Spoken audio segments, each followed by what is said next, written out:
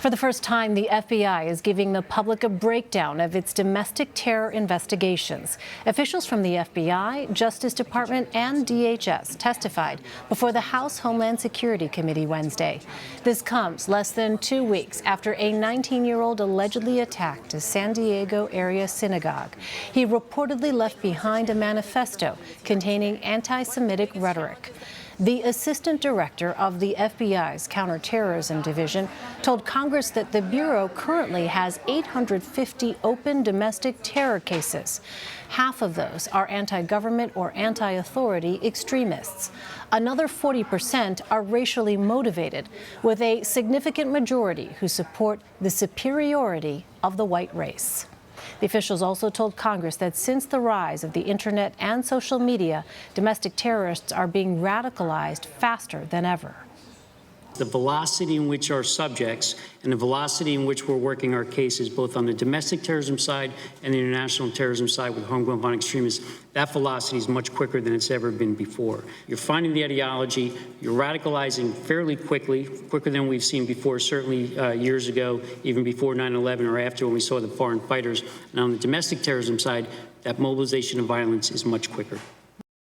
CBS News Chief Justice and Homeland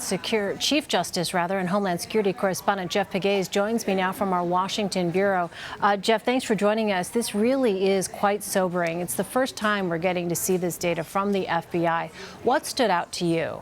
Well, what stood out to me were those numbers because, as you noted, they just don't typically get this specific in the breakdown of their cases. I've asked over the last couple of months how many domestic terrorism cases do they have, and typically they would come back and say, well, we have about 1,000.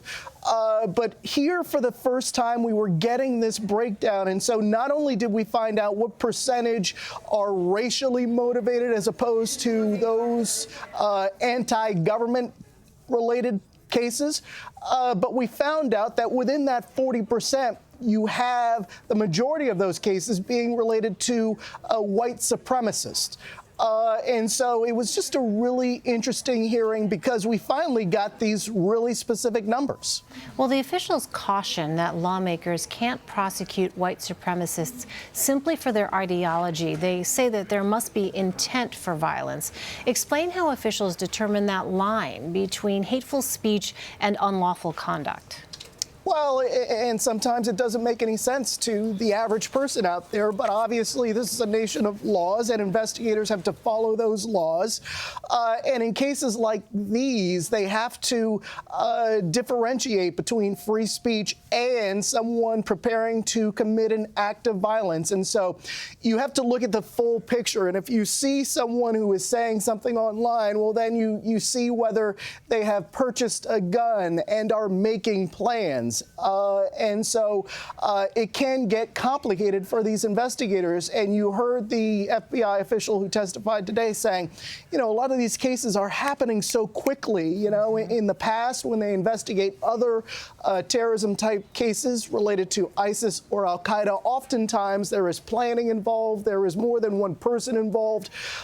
And so theoretically, those types of investigations, those types of suspects are easier to spot. But in these cases, especially the ones that we've seen lately, you have people reacting quicker. In other words, there isn't a lot of planning, even though we know from the synagogue attack recently, the one near San Diego, the alleged suspect said that it took him about 4 weeks of planning. But in a lot of these cases, it can be quicker than that, and that obviously poses challenges for investigators. Well, there's another clip I'd like to play when the officials were asked about how social media companies have changed their approach to domestic terror. What level of cooperation do you receive from the major social media companies when they identify threats or acts of violence that are on their platforms that are being actively discussed? Do they proactively share this information with you? And what steps do you then take? Mr. McGarity, I'll ask you to address first, please. I can't speak to every company, but certainly many of the major companies do give us leads, tips when they see something. Now, when we get that information, that doesn't mean we can do something if it's strictly First Amendment activity. But we can run checks, we might be able to take an assessment and predicate a full investigation or a preliminary investigation. I can't say they all do that. Now, there's certainly companies out there that don't, but we are seeing a tide change in social media companies being more proactive, policing their own, and when they see something, partly because they have retired law enforcement analysts in there, when they see something that is noteworthy and alarming beyond First Amendment, they will give us leads.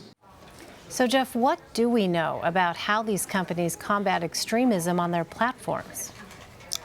Because they are getting so much heat from the public, when these incidents unfold and we find that there is some sort of connection to these major social media platforms, these companies are having to cooperate more frequently with law enforcement, and you heard that testimony there. And it's not just in this area, but it's also in national security areas as well, with Russian influence campaigns and things like that. So in the last couple of years, there has been this sort of sea change in the relationship between social media companies, some of them, and law enforcement. The lines of communication are open because right now it seems these social media companies have to cooperate with law enforcement and these investigations, because what we're finding in so many of these cases, the similarities are striking in that these suspects are picking up tips from other suspects because of what is on Facebook or Twitter or other forms of social media,